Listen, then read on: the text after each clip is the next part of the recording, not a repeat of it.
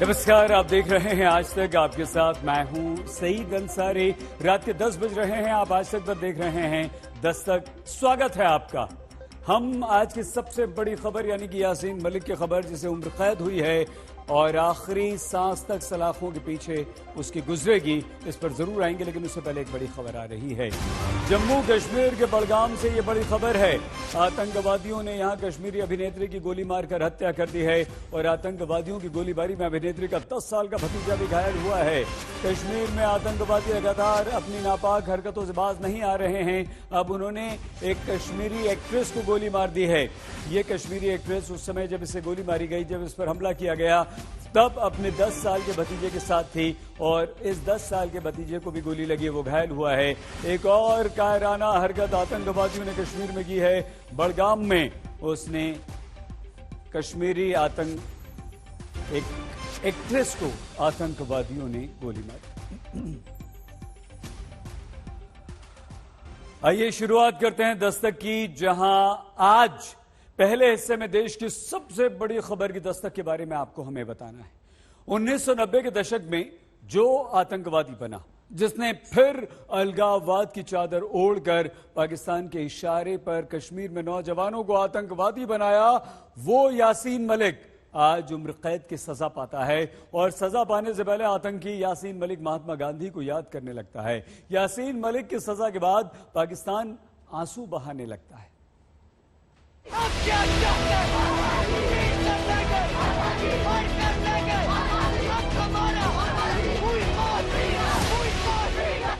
90 के दशक से कश्मीर की क्यारियों में पाकिस्तान समर्थन का बीज बोने वाला आतंकवादी यासीन मलिक, जिसकी आवाज पर बंदूक उठाने वालों के हाथों आम कश्मीरियों का खून बहता रहा और जेल से छूटने पर यासीन मलिक गुलाब के फूलों की महकती माला पहनता रहा।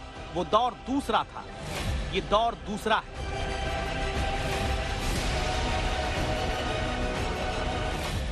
अब कश्मीर में आतंकवाद को पालने पोसने वाले यासीन को उम्र कैद की सजा मिलती है।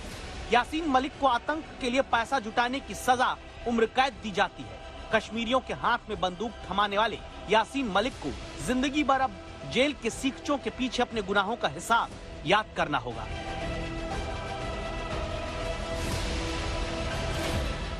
नब्बे के दशक में यासीन मलिक को खरोंच भी कानून के शिकंजे में आ जाए तो कंधे पर बैठाकर ताकत दिखाने वाले अब गायब है। देख लीजिए ये दूसरी तस्वीर। दिल्ली की अदालत जब यासीन मलिक को उम्र कैद की सजा देती है, श्रीनगर में यासीन मलिक के घर की तरफ जाने वाली सड़क पर सन्नाटा है। लेकिन भारत में आतंकी यासीन को सजा मिलती है तो दर्द पाकिस्तान की सरकार के पेट में होता है। यासीन मलिक को जीवन भर जेल में रखने का फैसला होता है तो पाकिस्तानी प्रधानमंत्री शहबाज शरीफ की आंखों को भारतीय लोकतंत्र के लिए काला दिन नजर आने लगता है। पाकिस्तान की सूचना प्रसारण मंत्री के साथ आतंकी यासीन की पत्नी को बैठाकर प्रेस कॉन्फ्रेंस कराई जाती है। पाकिस्तान के खिलाड़ी शाहिद अफरीदी आतंकवादी यासीन के समर्थन में आवाज उठाने लगते हैं। गद्दी से बेआबरू होकर हटाए गए इमरान खान यासीन की सजा के विरोध में नारे लगाने लगते हैं। पाकिस्तानी सांसद नाज बलोच भारत की सरकार को फांसीवादी बताने लगती है। पाकिस्तानी पूर्व राजनयिक अब्दुल बासित यासीन के समर्थन में दुनिया में आवाज जुटाने का ऐलान करते हैं। जो यासीन मलिक खुद पहले आतंकी बना, फिर दूसरों को आतंकवाद में झोंका, फिर आतंकवाद के लिए पैसा जुटाने लगा। आतंक की बिसात पर पाकिस्तान का सबसे बड़ा प्यादा भारत में न्याय की चौखट से अपने कर्मों के लिए पिटता है तो पाकिस्तान का प्रेम और दर्द देखिए कैसे फूटता है। यासीन मलिक को मुजरिम करार देकर भारतीय अदालत ने इंतहाई मुतासिब फैसला जो है वो दिया है और बता दिया कि वो भारत सरकार के एजेंडे के बिल्कुल ऐन मुताबिक ही चल रहे हैं। ये पाकिस्तान का वो मीडिया है जो पाकिस्तान में ही रहने वाली यासीन मलिक की पत्नी मुशाल मलिक को अपने साथ बैठाता है और पूछता है कि बताइए अब आपको पाकिस्तान से क्या मदद चाहिए। सारा मामला है ये नाइंसाफी पर मबनी है और ये साफ नजर आ रहा है। तो क्या आपका अपनाया अब हुकूमत पाकिस्तान या कोई आलमी फोरम पर आप किस तरह से इस मामले को उठाना चाहती हैं और क्या आपका मुतालबा है हुकूमत पाकिस्तान से पर्टिकुलरली इस ज़मन में? देखें, जो यूनाइटेड नेशंस के मुताबिक भी और जो सिविल जिनीवा कन्वेंशन हैं on the rights of prisoners, वो बेसिक फंडामेंटल राइट्स भी नहीं दिए जा रहे यासीन साहब को, और उनकी तरफ से जो भी जो यकतरफा फैसले किए जा रहे हैं और हमारी हक खुद इरादियत की तहरीक को दहशतगर्दी के साथ हर मुमकिन हिंदुस्तान कोशिश कर रहा है कि तहरीक को दबा दिया जाए, लीडर्स को मार दिया जाए, उनको हैंग कर दिया जाए या जहर दे दिया जाए, उनको जेलों के अंदर जो हालत इस वक्त यासीन साहब की है पहचानी नहीं जा रही। इतने कमजोर हो गए हैं, उनको इतने ज्यादा हेल्थ के इश्यूज हैं, उन पे ओवर 30 ईयर्स जो हिंदुस्तान की आर्मी ने जो उनके पर जो उनकी सिक्योरिटी फोर्सेस ने कैदो बंद में जो टॉर्चर किया है, उसके बाद जिस हालत में उनको एक डेथ सेल में रखा, मैं अपील करती हूँ दुनिया से कि खास तौर पे यासीन साहब की जान को बचाने के लिए इस वक्त हर मुमकिन आवाज उठाई जाए। यासीन मलिक को भारत में आतंक फैलाने के बदले मिली सजा से बचाने के लिए पाकिस्तानी मदद से दुनिया भर में अपील करती हुई इनकी पत्नी मुशाल क्या जम्मू कश्मीर में ही रहने वाली इन मां की आंखों से आंखें मिला सकती हैं, जिनके पति स्क्वाड्रन लीडर रवि खन्ना 28 गोलियां आतंकियों की झेलकर 3 अधिकारियों के समेत शहीद हुए। जब मैं अपनी गोलियों की आवाज आई, मैं अपने एटिक से देखती हूँ तो देख के क्या देखती हूँ कि बहुत सारे लोग एक घेरा बनाए हुए नाच रहे हैं। वो नाचना मुझे महाभारत का वो सीन याद आ गया जब अभिमन्यु मैदान जंग में लेटा हुआ है, उसके इर्द गिर्द ये कौरव नाच रहे थे। मैं कहती हूँ देशद्रोही कोई भी हो, देश को एक कानून बनाना चाहिए, एक कानून बनना चाहिए। तो देशद्रोही जो है उसको देशद्रोह की जो सही सजा वो दे देनी चाहिए। और रही मेरे केस की बात, तो मैं तो यही कहूंगी भाई खून का बदला खो। आईपीसी की धारा 121 यानी भारत सरकार के विरुद्ध युद्ध करना, धारा 120 बी आपराधिक साजिश, आईपीसी की धारा 124 ए देशद्रोह, यूएपीए कानून की धारा 13 गैर कानूनी गतिविधि, धारा 15 भारत की एकता, अखंडता, सुरक्षा, संप्रभुता खतरे में डालना, धारा 17 आतंकवादी गतिविधि के लिए धन जुटाना, धारा 18 आतंकवादी कृत्य की साजिश, धारा 38 एक आतंकवादी गिरोह या संगठन का सदस्य, और यूएपीए की धारा 39 यानी आतंकी संगठन की मदद करना। इन सारे के दोष में उम्र कैद की सजा यासीन पाता है, जिसके तुरंत बाद पाकिस्तान में नए नए पीएम बने शहबाज शरीफ के ट्वीट के शब्दों पर गौर करिए, जो यासीन मलिक को बहादुर फ्रीडम फाइटर लिखते हैं, भारतीय लोकतंत्र के लिए काला दिन बताते हैं। और पाकिस्तान की पूर्व राजनयिक अब्दुल बासित कुछ और ही कहानी सुनाते हैं।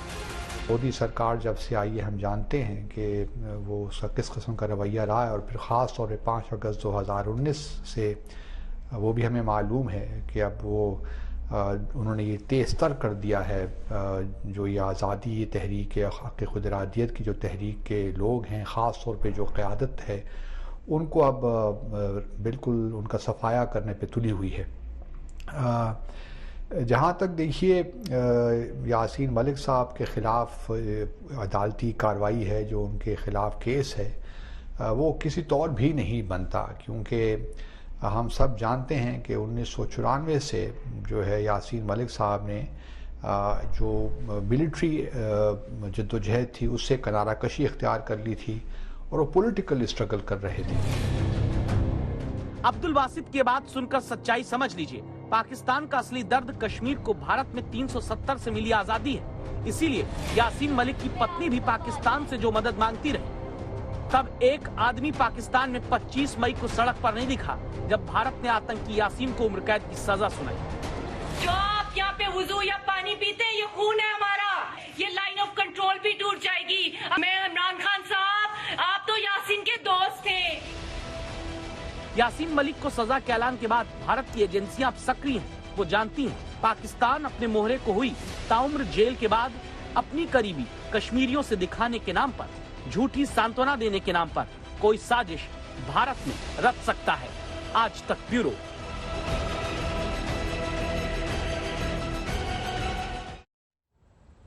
यासीन मलिक को फांसी देने की एनआईए की तरफ से मांग की जा रही थी। फांसी की सजा से बच जाने का सुकून आज भी दावा है कि अदालत में यासीन मलिक के चेहरे पर लगा। उम्र कैद की सजा मिलने के बाद दावा है कि आतंकी यासीन मलिक ने अपने वकील को गले लगा लिया, और इसके बाद क्या हुआ ये जान लीजिए। यासीन मलिक को उम्र कैद की सजा सुनाए जाने के बाद तिहाड़ जेल प्रशासन ने बैठक बुलाई। अब तिहाड़ जेल में यासीन मलिक की सुरक्षा को लेकर सख्त निर्देश दिए गए।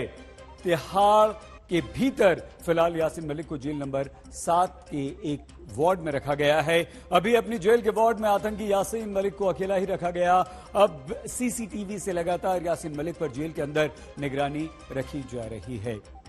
आज जब यासीन मलिक को सजा सुनाई जाने वाली थी तब श्रीनगर में यासीन के घर के पास कुछ लोगों ने जमकर नारेबाजी की और पत्थर चलाने चाहे। सुरक्षा बलों ने तुरंत इसका जवाब दिया।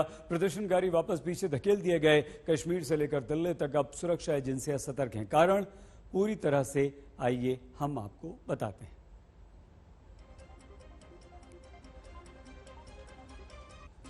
सुरक्षा एजेंसियों ने यासीन मलिक को लेकर अलर्ट जारी किया है। दिल्ली पुलिस को 6 से 7 संवेदनशील अलर्ट सुरक्षा एजेंसियों से मिले हैं। अलर्ट में दावा किया गया है कि यासीन मलिक की सजा के विरोध में दिल्ली एनसीआर में आतंकवादी हमलों को अंजाम दिया जा सकता है। अलर्ट यह भी है कि संदिग्ध 2 व्हीलर पर नजर रखी जाए। आशंका है कि इसी के सहारे कोई बड़ा आतंकवादी हमला भी हो सकता है। मतलब यासीन मलिक को सजा के बाद ये बिल्कुल मत मानिए कि गुनाहों का हिसाब उसका हो गया। अभी 90 के दशक में ही वायुसेना के अधिकारियों पर हमले का मामला बाकी है, जिसमें शहीद हुए स्क्वाड्रन लीडर रवि खन्ना की पत्नी निर्मल खन्ना इस केस के लिए यासीन की फांसी की मांग करती। एक कानून बनाना चाहिए, जैसे इतने कानून बने हैं उसमें कानून जो है देश विद्रोह में जो कानून है उनको थोड़ा सा हटके और कड़े तरीके से तैयार करना चाहिए, ताकि आने वाली जनरेशन्स को ये मैसेज जाए कि हमने देश हित में खड़े होना है। पहले तो हुकूमतें नहीं चाहती थी, पॉलिटिक्स जो है ये सारा आपको समझ है, पॉलिटिक्स ने ही अपना रोल अदा किया है अभी तक। अगर इस वक्त मौजूदा सरकार ये चाहती है कि देश के जो जितने भी खराब हमारे देश में पिछले इतने सालों में जो खराबी हुई है उसके लिए हम ही जिम्मेदार हैं, हमको कड़े कानून बनाने चाहिए ताकि हमारा एक पैगाम जाए कि हमें देश के हित में कैसे खड़े होना है। पीड़ा अपनी जगह है, बीड़ा अपनी जगह है। पीड़ा को लेके बीड़ा उठाओ चलने के लिए। मैंने कोई दर की ठोकरें नहीं खाई। मैं आज भी इतनी कैपेसिटी रखती हूँ कि मैं ठोकर मार के अगले को ये बता सकती हूँ कहाँ पर तू गलत है। तो मैं तो यही कहूंगी भाई, खून का बदला खून। ज्ञानवापी मामले के लिए आज का दिन बहुत महत्वपूर्ण रहा। मंगलवार को वाराणसी की अदालत में एक नई अर्जी दायर करके 4 मांगे रखी गईं और इस याचिका को अदालत ने स्वीकार कर लिया, जिस पर 23 मई से फास्ट ट्रैक अदालत में सुनवाई होगी। इस याचिका में मांग की गई है कि ज्ञानवापी में मुसलमानों की एंट्री बंद हो, ज्ञानवापी मस्जिद का पूरा परिसर हिंदुओं को सौंप दिया जाए। ज्ञानवापी मामले में आज नई अर्जी पर यह बड़ी रिपोर्ट देखिए। दुनिया को कायम रखेगा, मस्जिद रहेगी। 91 के एक्ट में यह भी कहा गया कि अगर कोई भी किसी रिलीजियस प्लेस का नेचर और कैरेक्टर चेंज करना चाह रहा है तो उस पर एफआईआर बुक करना चाहिए। भारत का मुसलमान किराएदार नहीं है, हिस्सेदार है। अगर तुम्हारी आस्था है तो मेरी आस्था नहीं है। ज्ञानवापी को लेकर सियासी मैदान में छिड़े महासंग्राम की तरह इससे जुड़ी कानूनी लड़ाई भी हर दिन के साथ तीखी होती जा रही है, जिससे जुड़ी ये एक्सक्लूसिव तस्वीर सबसे पहले देखिए।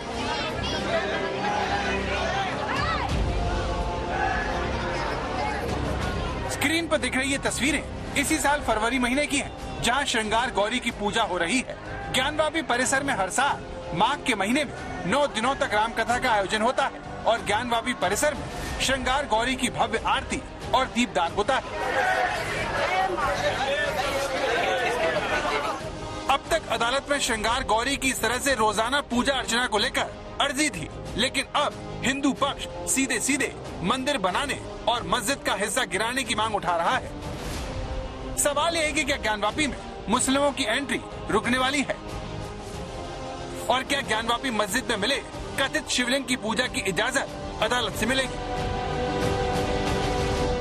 उनको कहा गया कि इनके लिए जो है वैकल्पिक जो है वजू करने की व्यवस्था दिया जाए, तो हमें जो हमारा धर्म है उसे मुझे दिया, हमारी पूजा पाठ का अधिकार दिया जाए।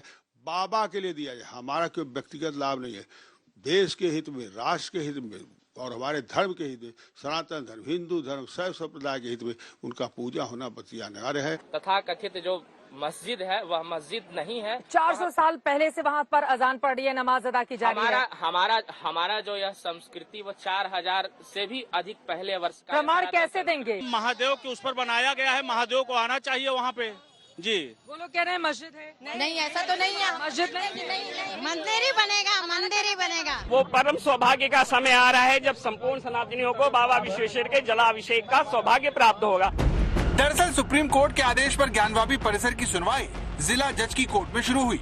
गुरुवार को पूरे मामले पर मुस्लिम पक्ष की तरफ से अपनी दलील पेश करनी है, लेकिन इस सुनवाई से पहले एक और केस वाराणसी के सिविल जज सीनियर डिवीजन की अदालत में दायर किया गया।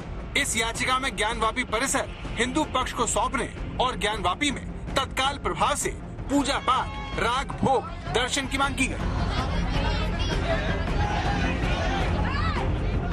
हिंदू पक्ष की जिन 4 मांगों पर फास्ट ट्रैक कोर्ट में सुनवाई होनी है वो इस तरह से है। पहली मांग है ज्ञानवापी परिसर में मुस्लिमों की एंट्री बंद की जाए। मांग नंबर 2, ज्ञानवापी परिसर पूरी तरह हिंदुओं को सौंप दिया जाए। मांग नंबर 3, भगवान विश्वेश्वर शिवलिंग की पूजा की इजाजत मिले। और मांग नंबर 4, मस्जिद की गुंबदों को गिराया जाए। मतलब अभी तक मामला श्रृंगार गौरी की पूजा तक ही सीमित था, लेकिन अब हिंदू पक्ष वजू खाने में मिले कथित शिवलिंग को लेकर अदालत पहुंच गया है, जिसकी सुनवाई सिविल जज ने फास्ट ट्रैक कोर्ट में ट्रांसफर करते हुए 30 मई की नई तारीख मुकर्रर कर दी है, जिसके जज महेंद्र पांडे होंगे। आज कोर्ट में फास्ट ट्रैक में ट्रांसफर कर दिया गया है, जिसकी सुनवाई 30 तारीख को होगी। बहुत अच्छी बात है, क्योंकि जो हम चाहते हैं वही होगा। हमें जल्दी से जल्दी इसका निष्कर्ष चाहिए। हमें पूजा पाठ करने का जल्दी से जल्दी अधिकार मिले। आपकी मांगे क्या क्या थी? हमारी मांग, पहली मांग ये थी कि ज्ञान परिसर में हिंदू मुसलमानों का प्रवेश वर्जित हो। दूसरी मांग ये है कि हिंदुओं को ज्ञान परिसर हिंदुओं को सौंपा जाए। तीसरी, जो बाबा विश्वेश्वर वहाँ पे प्रकट हुए हैं उसकी नित्य प्रतिदिन पूजा पाठ का मतलब अनुमति मिले, यही मांग। सिविल जज सीनियर डिवीजन रवि कुमार दिवाकर की अदालत में इस अलग मामले को लेकर मंगलवार को याचिका दायर की गई थी। ये याचिका विश्व वैदिक सनातन संघ के प्रमुख जितेंद्र सिंह बिसेन की पत्नी और विश्व वैदिक सनातन संघ के अंतर्राष्ट्रीय महामंत्री किरण सिंह की ओर से दाखिल की गई। आपको बता दें कि ज्ञानवापी मामले में कुल 7 याचिकाएं दायर हो चुकी हैं, जिसमें गुरुवार को जिला कोर्ट में 5 महिलाओं की दायर याचिका पर सुनवाई होनी है। 26 से हम लोग का कंटिन्यू सुनवाई शुरू हो जाएगा। तो जब सर सुनेंगे, न्यायाधीश सुनेंगे, तो हम लोग को पूर्णतः विश्वास है कि जो सत्य है, जो छुपा हुआ है, वो सत्य सारा सामने आएगा। सत्य की जीत होगी, सत्य में हो जाते। आपको लगता है कि अभी तो पहले ये तय करेगी ना अदालत की ये सुनने लायक भी है कि नहीं, क्योंकि इनसे कैनवे का एक कानून रोक रहा है? नहीं, अब सुनेगी 26 से सारा काम चालू हो जाएगा। क्योंकि 1991 से हम लोग से नहीं मतलब है, हम लोग को अपने केस से मतलब है, हम लोग को माता सिंगार गौरी के केस से मतलब है। 1991 को हम लोग नहीं जानते हैं। आप लोग पहले से ही खुश हैं कि आपके पक्ष में आ रहा है? हम लोग को न्याय पे भरोसा है, न्याय पे भरोसा है। सत्य की जीत होगी, पूरा विश्वास है। अपने संविधान पे, अपने न्यायालय पे पूरा विश्वास है। प्रार्थना पत्र दिए गए थे कि शिवलिंग जो मिले हैं उसके खाने के मलबा वगैरह हटा करके रिपोर्ट आई जाए। शासन की ओर से प्रार्थना पत्र था मछलियाँ वजू करने के लिए। विपक्ष का प्रार्थना पत्र था कि 7-11 पर यानी पोषणीयता पर सुनवाई के लिए। फिर मेरी कल प्रार्थना पत्र दी गई थी कि कमीशन रिपोर्ट पर जो वीडियोग्राफी हुई है, फोटो हुआ, उसको मुझे नकल उपलब्ध कराई जाए, क्योंकि सील पैक है। माननीय न्यायालय ने सबको सुनने के बाद आज यह निष्कर्ष पर पहुंची है, आदेश दी है कि 26 मई 2022 को पोषणीयता पर सुनेगी। इस तरह हिंदू पक्ष ने गुरुवार को मामले की सुनवाई से पहले एक नई याचिका दायर कर दी, जिसके पीछे असली मकसद ज्ञानवापी मस्जिद को लेकर एक और कानूनी दरवाजा खोलने से जुड़ा है। यानी अगर जिला जज की कोर्ट से हिंदू पक्ष की मांग को ठुकरा दिया जाता है तो एक और केस पहले से सुनवाई के लिए तैयार रहेगा। वाराणसी से कुमार अभिषेक के साथ आज तक ब्यूरो। वाराणसी की निचली अदालत के कुछ महिलाओं की पूजा की याचिका पर ज्ञानवापी मस्जिद में सर्वे कराने के आदेश पर समर्थन और विरोध दोनों तरह की आवाजें सुनाई दी। लेकिन सवाल यह है कि क्या अदालती आदेश से मस्जिद को मंदिर में बदला जा सकता है? क्या हिंदुओं को कोर्ट से ज्ञानवापी के वजूखाने में मिले कथित शिवलिंग में पूजा करने की इजाजत मिल सकती है?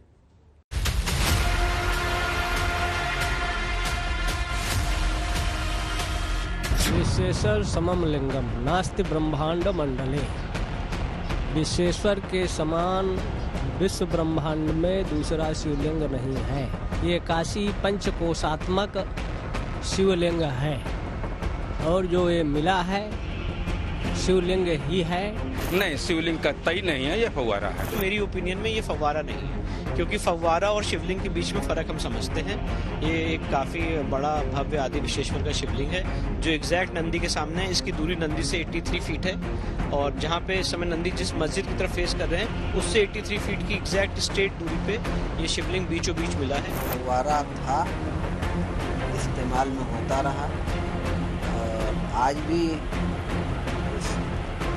फव्वारे को चलते हुए देखने वाले लोग मौजूद हैं, वो गवाही दे सकते हैं कि हाँ हमने देखा है जो चलते हुए। तो फव्वारा था, उसमें शिवलिंग कहने का कोई सवाल ही नहीं। सन 96 से मैं देख रहा हूँ, मेरा उम्र 30 साल है लगभग। आज तक अभी मैंने फाउंटेन नहीं देखा जो मस्जिद प्रांगण में। फाउंटेन कहाँ से आ गया मैं सोच रहा हूँ।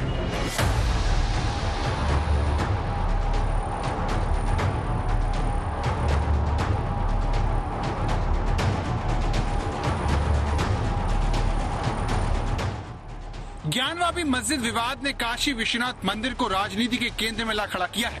कई सौ सालों तक काशी विश्वनाथ मंदिर मुगलों की आंखों की किरकिरी बना रहा, जिसे मजहब के नाम पर तोड़ा गया।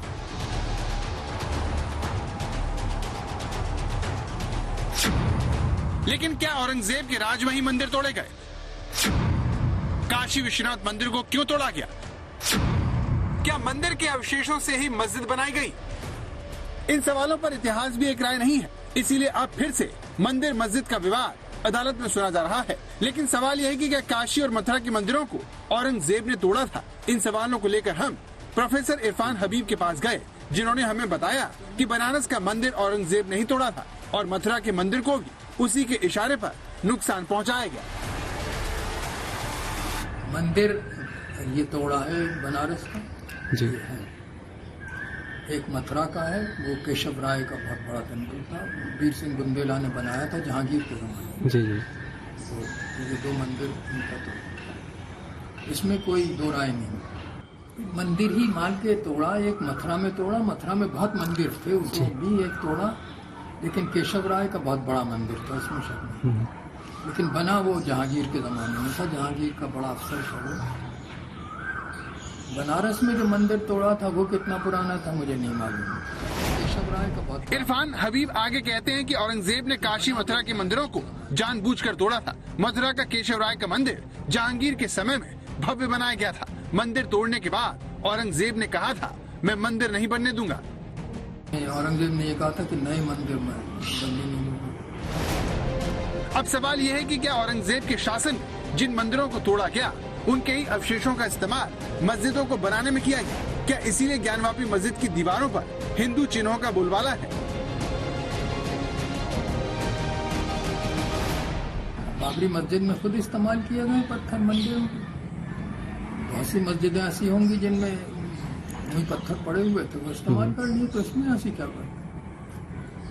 तो जैसे मैं कह रहा हूँ, अगर मंदिरों में तलाश किया जाए कि कितने बिहारों के हैं तो बहुत से ऐसे मंदिर मिलेंगे। लेकिन इरफान हबीब ने कई सवाल भी उठाए, जैसे अगर बहुत सी मस्जिदों में हिंदू प्रतीकों के पत्थर प्रयोग किए गए तो ऐसा हिंदू मंदिरों में भी हुआ जहां बौद्ध धर्म से जुड़े पत्थर देखे जा सकते हैं। इरफान हबीब का सवाल है कि जो इमारत सन 1670 में बन गई है, क्या अब उसे तोड़ा जा सकता है? यही वो सवाल है जिसे ओवैसी अलग अलग तरीके से पूछ रहे हैं। कि पुष्यमित्रा ने बुद्धों की मंदिरों को तोड़ा, इसकी बात क्यों नहीं करते बीजेपी और संघ परिवार के लोग? मगर बोलेंगे नहीं, ताजमहल के नीचे जाकर देखेंगे। ताजमहल के नीचे क्या मिलेगा आपको? नहीं, हम खोद के देखेंगे क्या मिलेगा। तो क्या मैं भी खड़े होकर कह दूं कि देश के प्रधानमंत्री मोदी जिस घर में रहते हैं उसके नीचे भी मस्जिद है, खोदी जाए?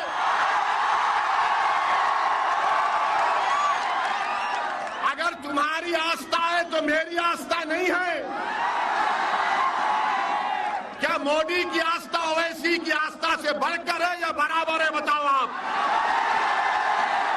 ये देश आस्था पर नहीं चलता मोदी जी, ये देश चलेगा तो संविधान पर चलता था और चलता रहेगा।